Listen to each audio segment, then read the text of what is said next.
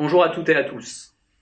Comme probablement beaucoup d'entre vous, les résultats du premier tour de l'élection présidentielle me laissent avec des sentiments partagés entre colère et espoir.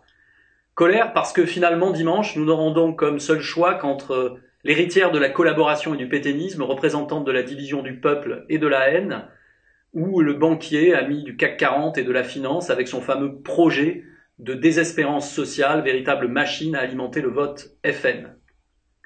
Devant ce choix déprimant, la réponse est claire. En aucune manière, Marine Le Pen ne doit accéder à la présidence de ce pays.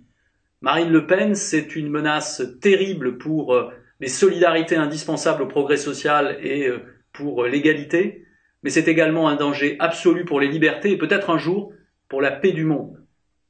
Nous devons donc tout faire pour lui barrer la route du pouvoir, et pour cela, nous n'avons à notre disposition que le bulletin de vote avec écrit Emmanuel Macron dessus.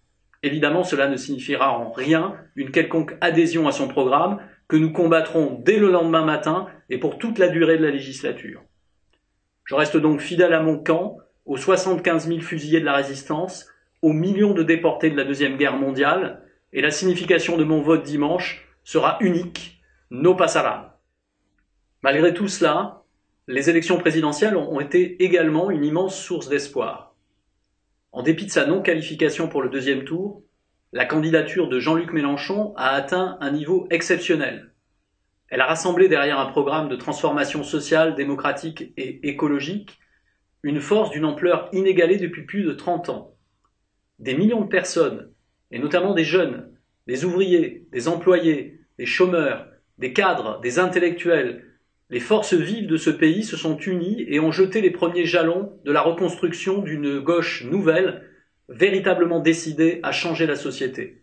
À Marseille, ville internationale, populaire et rebelle, nous sommes désormais la première force politique. Il faut à tout prix transformer l'essai et donc se rassembler au plus vite pour les élections législatives de juin 2017.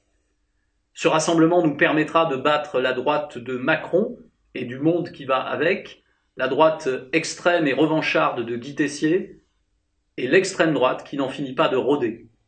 J'appelle donc toutes les forces qui ont soutenu la candidature de Jean-Luc Mélenchon au premier tour, le Parti communiste français, la France insoumise, le Front de gauche, mais aussi des écologistes et des socialistes sincères qui s'étaient réunis derrière Benoît Hamon, à se rassembler et à construire une candidature commune qui nous permettra cette fois-ci de l'emporter vraiment. À bientôt.